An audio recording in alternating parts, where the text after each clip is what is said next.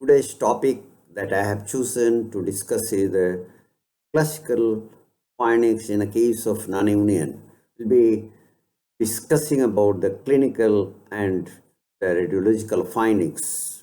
So classical clinical findings in a case of non-union could be on inspection, there will be deformity, multiple scars of the previous surgeries can be seen, there will be muscle wasting, and there will be limb shortening. It is a true shortening. The classical clinical findings on palpation that we and try to ascertain in a case of non-union. For the tenderness, usually it is non-tender. Deformity is to be defined. Swelling, usually there is a bony globular swelling in the case of hypertrophic type of the non-unions. There will be the gap in the continuity of the bone, and when we palpate the callus, no callus or hardly any callus in the cases of oligotrophic or atrophic cases of the non-union. But in the case of the hypertrophic non-union, there will be abundant of the callus.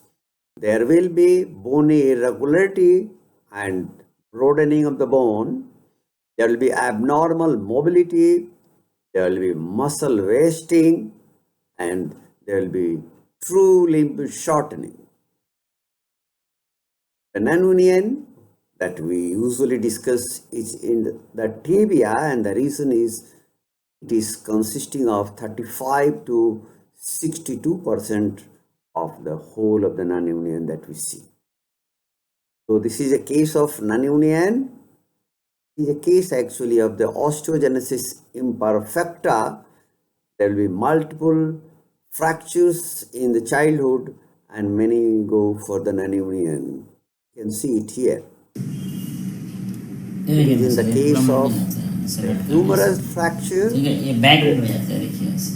The movement that is occurring is at the pseudoarthrosis. Hardly any movement in the elbow occurring. Elbow is almost fixed, and movement occurring at the non-union site. So, see the case of non-union.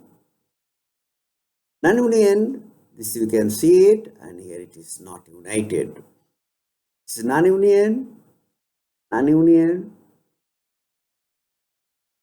and here there is a false joint creation is being attempted when there is non-union established, and usually it is ball and socket joint. It's called pseudoarthrosis. Now, how to take the X-rays?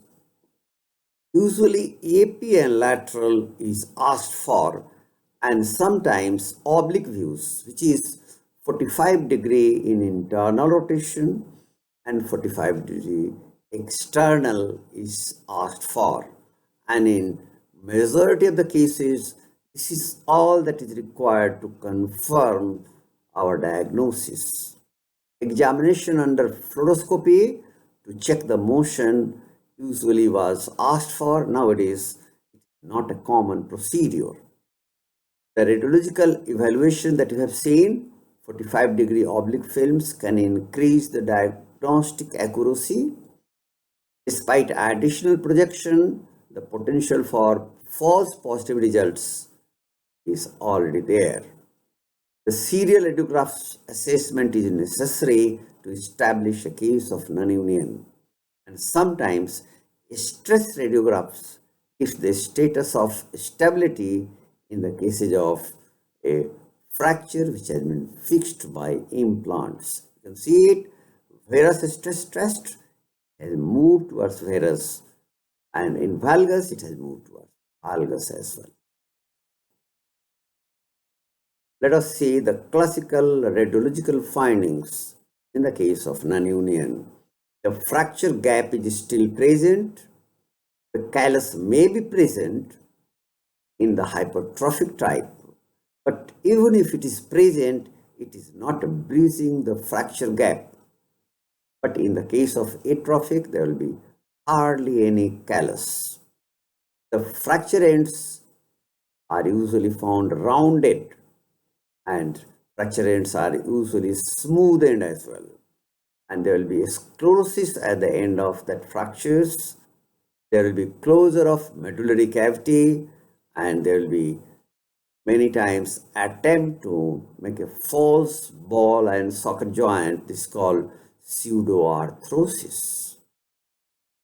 Here there is a case, and what are the findings? There is a pseudoarthrosis at the junction of middle third and lower third of the tibia. There is fracture gap which is still present. Callus is there, but it is not breaching the fracture, and medullary cavity on both sides is closed.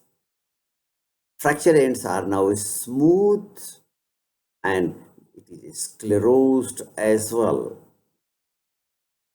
There is another type of establishing the non-union has come, and this is called a radiographic union scores.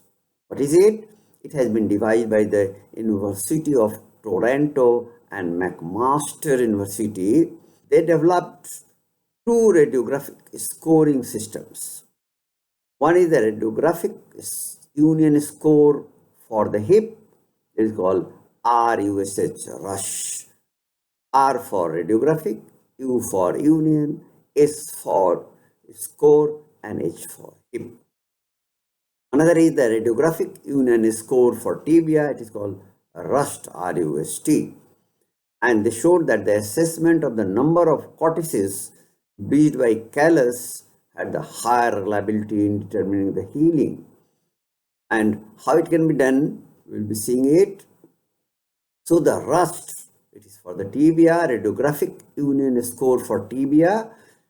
Usually we will find the 4 cortices. On the AP view, we see the lateral and the medial cortex, and on the lateral view, the anterior and the posterior cortices are observed. And then there is a score we give it, and finally all the scores are combined and added and then seen. So it has a much reliability for the knowing the status of the union. So for the hip also, it is a radiographic union score for the hip. It is a similar process. You can see the different cortices, and then number is given, the scoring is given for them. So we can see it in the AP view. We see the superior and inferior cortex, and the lateral view anterior and posterior cortex, and then a scoring system is established, and it has got a bit better reliability among the surgeons. Thank you very much.